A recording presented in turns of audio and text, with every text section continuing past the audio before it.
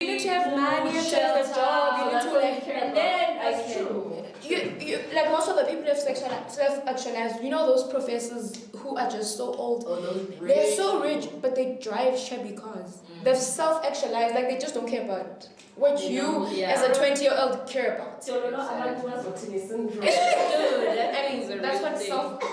We already started apparently. No. Okay.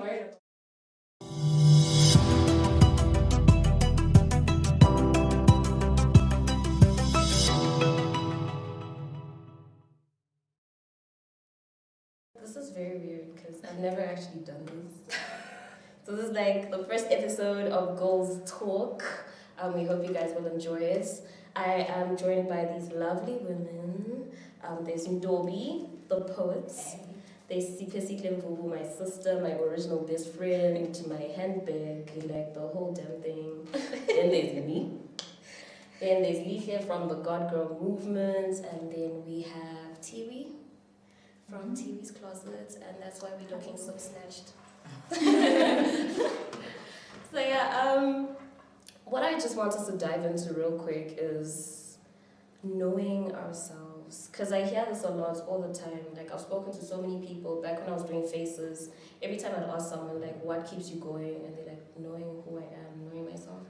But I feel like there's this thing where people don't really know who they are. Like I've had so many combos where I'm like, do you know your purpose? And everyone's like, what's a purpose? You know, like what is it? And I feel like you need to know yourself in order to know what your purpose is. So, what's your take on identity and finding self and all these things people do? The floor is all yours, ladies.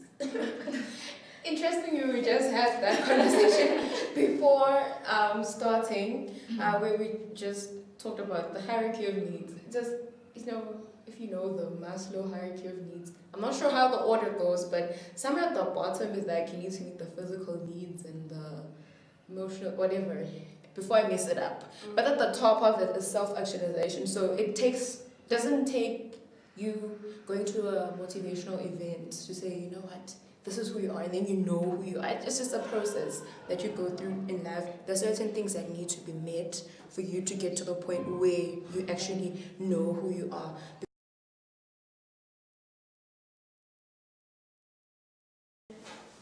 We lose sight of so many things that actually pushed us when we were younger. Like there's that one thing or a couple of things that actually drove you. But then as you grew up, the world and all its influences, I see you're making it bigger, doing whatever, and then I feel like maybe I can tap into it. Yeah. But actually going back, like what drove you when you were younger? Like your personality then, I feel, is what actually then comes back into play when you're older, like myself. From when we were younger, she can tell you this, like I'm the hospitable kind of person. But then I only realized, like it came back into play now that, okay, I like the hospitality industry. Like I love helping people whenever I can. Like that's just my weakness. And I feel that's my passion, that's my purpose, that's my calling. Like I haven't like pinpointed, like figured it out, but it's along there, but it takes back to when I was actually younger. She'd be the one hiding in her room, and I'm the one actually asking, are you okay? Like, so I feel like if you had to actually go back, you'd actually find it somewhere. You never used to ask me if I was okay. You're just glad I was out of there. Don't be acting. I'm joking. But yeah, that actually, it reminds me of a convo I had with God the other day. Like I was feeling so frustrated and all of that. And I started praying, and I started thinking about how the one thing that's frustrating me right now is how there's lack of resources for things I want to do. Mm-hmm. Like, okay, I don't have money to go back to school to study maybe film or whatever I want to do. And it just reminded me of how when I was a kid, I actually taught myself cricket, just from watching it like every single day. Because the conversation was, India's playing this other country, and I just didn't know what was going on. So I made it a mission, okay, I'm going to sit here after school, and I am going to learn this game. And it took me like a month or so to actually self-taught. Mm-hmm. And I thought, half the time we're waiting on opportunities, we're waiting on someone to be like, here's the money, go study this, that type of thing, go pursue this, when you have everything that it takes to actually, be who you are. And it comes back to just knowing who you were as a child. Like, she's always been the hospitable person. I'm just always in my room writing. And it only came recently that, wow, this is the one thing where doors have opened. Yeah. And I don't have to fight it, I don't have to struggle with it. So maybe this is who I am, this is who my identity is centered on. So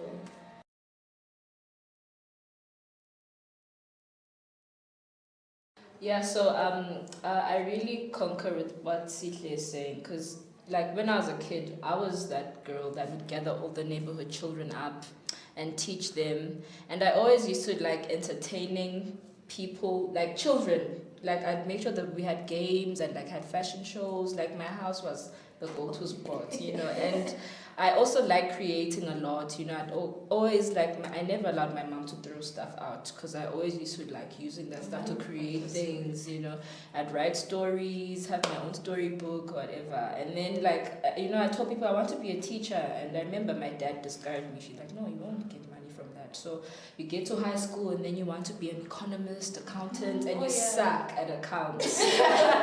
But then they tell you there's money and stuff. So you go to university, you don't really know what you want to do. You figure it out, you get your degree, and then the art comes back, for example, with me.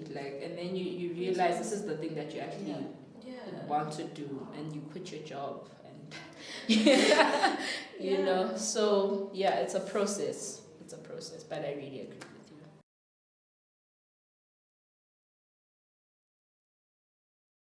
but that's such a weird time when you've gotten the degree, you did what you thought you were supposed to do, and then like, Mbeleni, this is no. Yeah.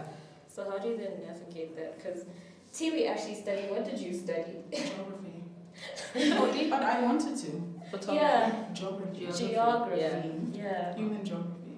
Wow. I really wanted to. I wanted to work in development, and that was always my goal.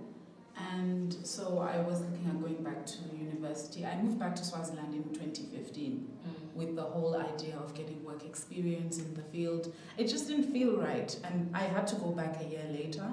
But then I kept on prolonging the process and being like, no, I'm not ready to go back yet. I'm not sure. And I'm the kind of person who has to be sure when I do something. I'm not going to do anything I'm not sure of. Yeah. So I just stayed on. I started doing my fashion business, and that stuck. And then I decided I want to combine my love for development with my passion. Yeah. And it sort of still worked out, but geography has and always will be my love. But that was the human development side, the politics, the law, the policy. I really loved that, but I also had fashion, and I had to combine that. But let me rewind to the knowing yourself thing. Let's not get carried away. So I think it's important to point out that knowing yourself is a constant thing. There is not going to be, you will never fully know yourself. And there's always that pressure to know everything. A 17, 18-year-old won't know themselves. Yeah. Or even at my age, I'm still learning about myself. I think the problem is that we are always trying to be anything other than who we are. That's what we always do. We don't want the flaws we have. We don't like ourselves. And that ends up having this conflict where you now don't know yourself. But if you really do some soul searching, you really start I think getting to know who you are. If you spend time with yourself and you're honest about the good, the bad, and the ugly, I think that's when you really do start to know yourself. But you also have to acknowledge, like Ndobi said, it's a process. Number one, it is a process. You're constantly learning and unlearning. So you cannot put pressure on yourself to be perfect.